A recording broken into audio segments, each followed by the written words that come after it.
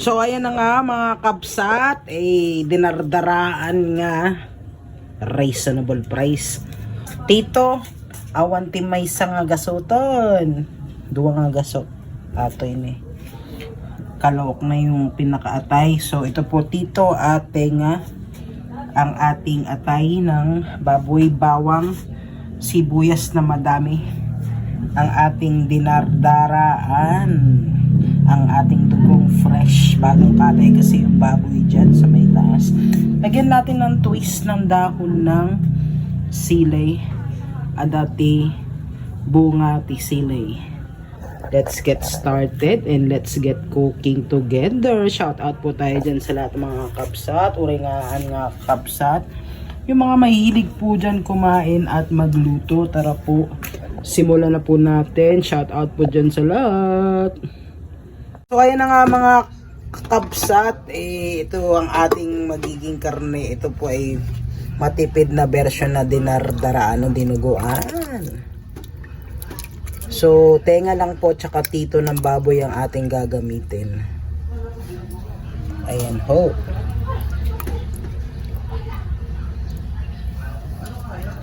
Halagang 200 pesos.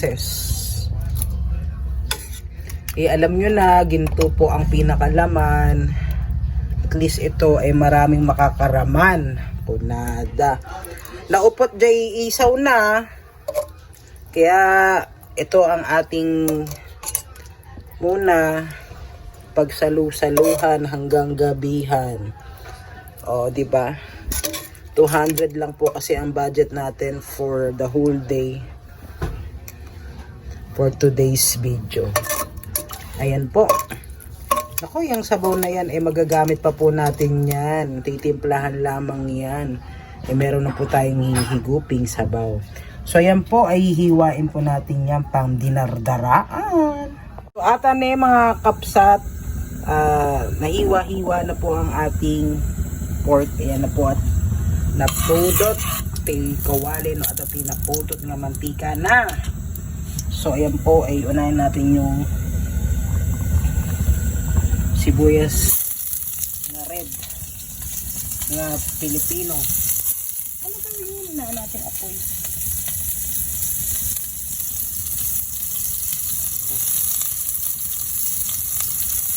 Ang kagandahan nitong dinuguan mabalin nga pulutan, mabalin nga merienda,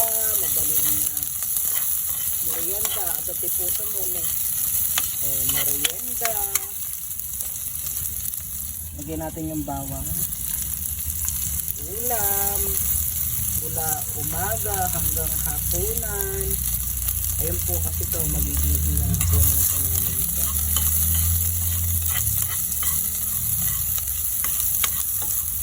So yan, at pagbabrownin lang po natin ng konting-konti ang ating bawang. Ayan na, naghahalimuyak na po. Pwede na po natin ilagay ang natirang sibuyas.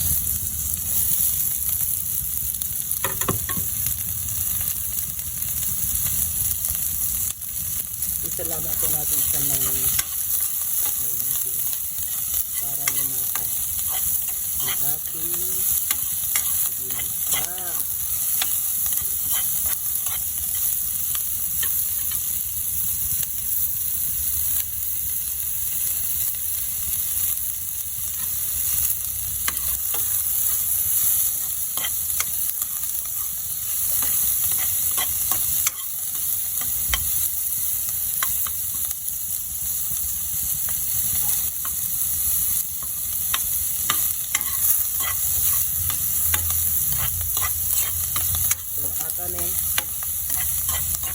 Pag ganyan na yung kulay ng bawang pwede na.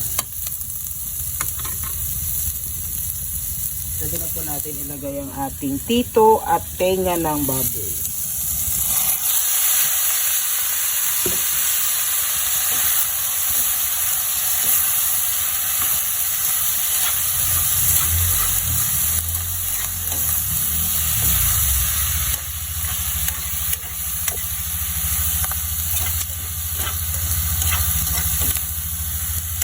Mamantika po kasi yung ganyang tipo ng baboy.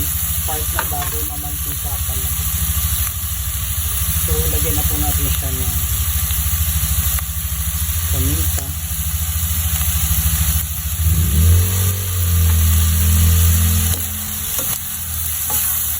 Yung pinagkuluan po nitong baboy, meron na po yung asin. Kaya bahagyan na lamang po ang nalagay natin.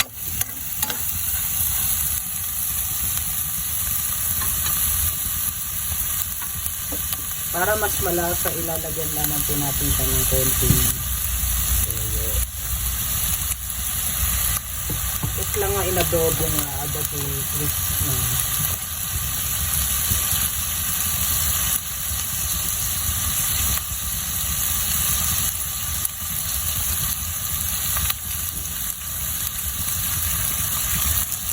Lagyan din natin siya ng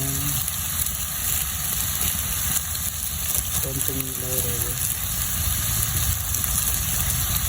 para malasang malasa. I-try nyo. Malalaman nyo, ay ang sarap pala.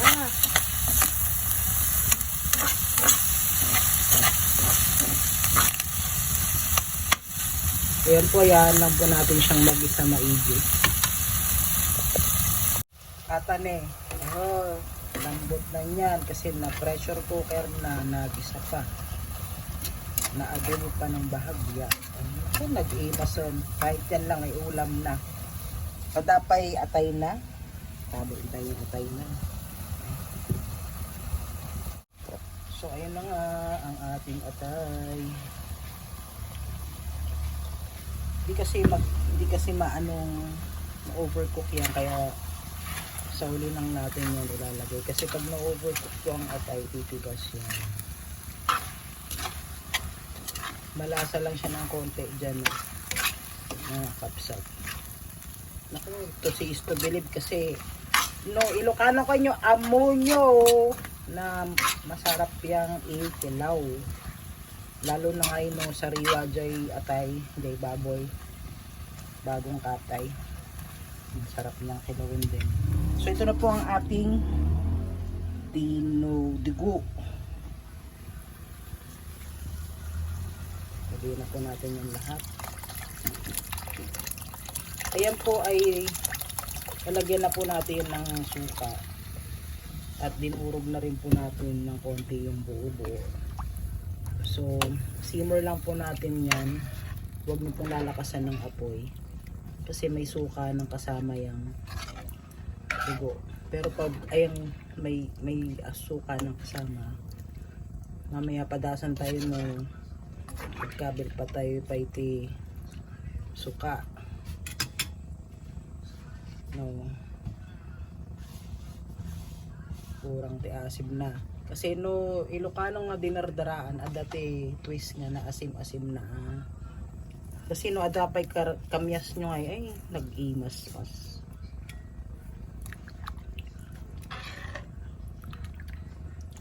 So, simmer lang po natin siya mga kapsat. Lagyan lang po natin siya ng betchin.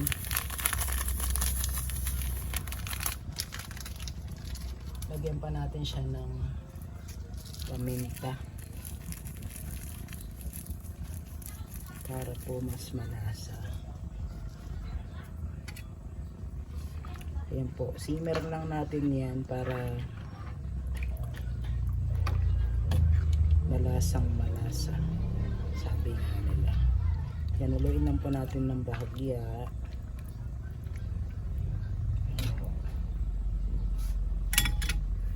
Nakasan na natin ng konti ng mga apoy, konti na. Yan po. Balikan po natin siya na after a few minutes later. So yun na nga mga kapusat, kulong-kulo na po yan atan lagyan lang po natin siya ng konti pang suka, konti lang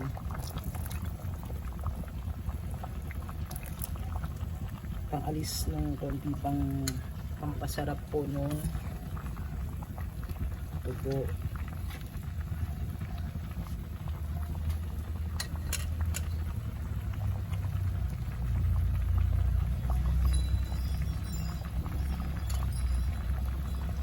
sili. Balikan po natin siya after a few minutes later.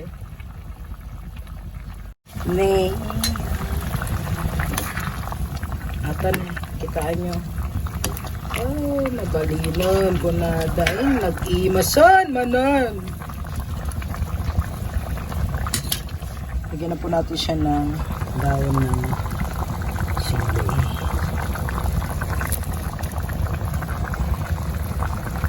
Magtataka kayo bakit. Nako, pag nilagyan niya po niyan yan, nako, mas masarap po yan. Walang kaduda-duda.